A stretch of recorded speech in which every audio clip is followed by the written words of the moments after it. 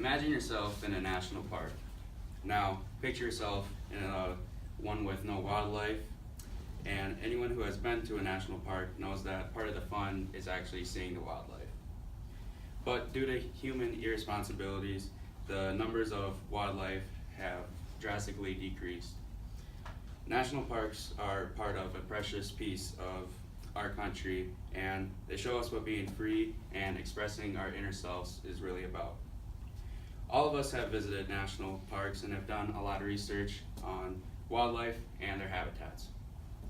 College students should become more aware of issues facing wildlife in national parks and how they can donate their time and money to help aid wildlife. Today, we're going to inform you of the issues facing wildlife and what we as students can do to help. Now Sam to discuss problems national parks are facing today. Thank you, Michael. 3 issues concerning national parks are poaching, funding, and wildfires.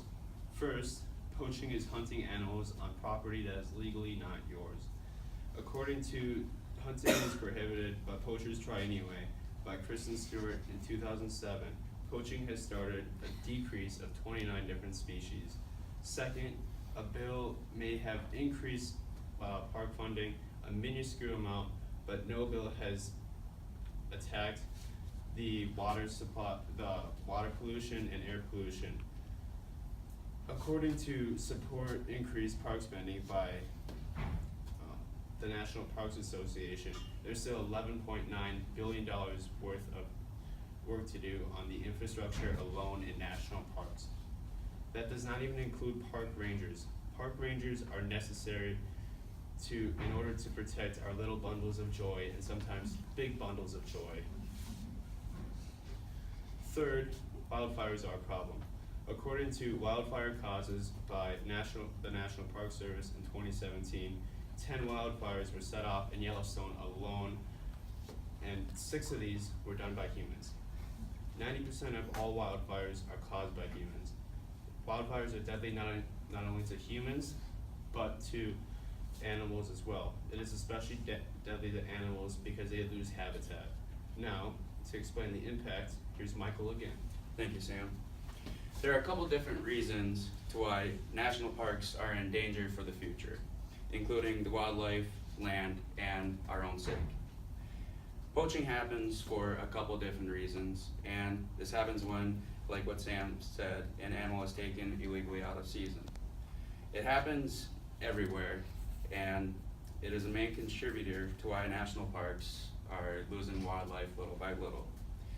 For the most part, it happens for 2 reasons, and the main one is that poachers do it just for the fun while not using an animal for any of the possible means of what others could be using. And the other reason it happens is because some people actually use them in order to survive, so it's totally opposite from the first reason.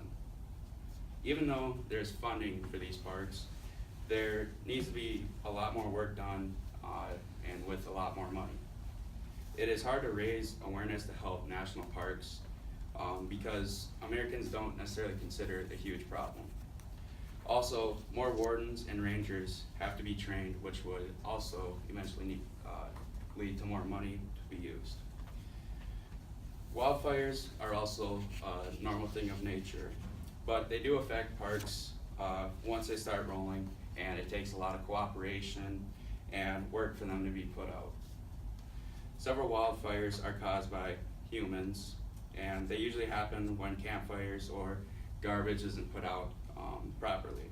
However, they can also happen when there's been a drought with ridiculously warm heat, no rainfall whatsoever. Now Bailey will talk about the solutions to these problems. Thanks, Michael.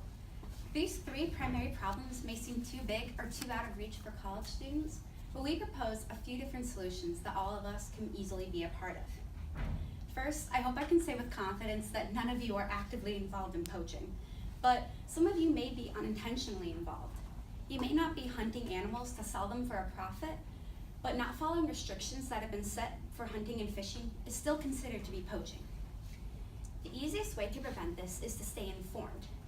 Whenever you go hunting or fishing, especially in a new state, be sure to know what restrictions have been set concerning where you are permitted to hunt or fish and how many of each type of animal you may hunt or fish. Something that is less commonly known is that all state wildlife agencies in the U.S. have a hotline where people may call to report wildlife crimes they may have seen. But knowledge of this hotline is not always enough.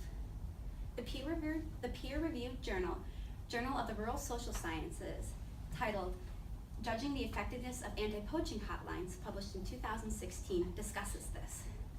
This study took a poll of students at a university in the southeast part of the U.S. The results of this showed that participants who grew up in rural parts of the country were not only more aware of the existence of the hotlines, but also had more knowledge on what is considered to be legal and illegal hunting and fishing practices. With this knowledge, the calls that they made to the hotlines were more informed, providing it easier for authorities to make judgments as to how severe the problem is and what actions need to be taken. Second, as with the case of most government programs, increased spending and decreased funding is always growing, and the national parks is no exception. While we understand that college students tend to be lacking in finances, we are not lacking in a range of time and a wide range of skills and abilities. The Volunteers in Parks program, or VIP, is a nationwide program that establishes a federal volunteer system. While there are sadly no national parks near Fargo, the National Forest Service has plenty of volunteer opportunities in the area. A quick visit to nps.gov shows an active list of all federal volunteer opportunities.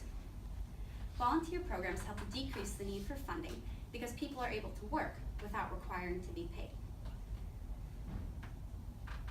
Third, while there is nothing that can be done about wildfires that are started naturally, we can still be responsible when visiting national parks. The easiest way to do this is to practice campfire safety. I'm sure most of you have heard the common Smokey the Bear phrase, if it's too hot to touch, it's too hot to leave. Smokey Bear's website, smokeybear.com, published in 2017 by the Ad Council, also encourages us to keep our fires at a manageable size and to not burn anything dangerous such as pressurized cans. In addition to practicing campfire safety, we would also encourage you to leave your campsites and hiking trails better than how you arrived. This helps to eliminate the human footprint in national parks and preserves, which helps to prevent wildlife habitats from dwindling. And now back to Sam to review what we've talked about today. Thank you, Billy. Today we discussed the issues facing wildlife. Us college students can be more informed and donate our time and resources. We looked at issues concerning wildlife, which are poaching, funding, and wildfires. We also looked at the causes and what we can do to help.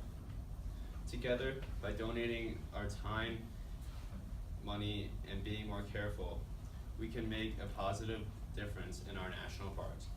Protecting national parks is important for us to see the spectacular wildlife in them.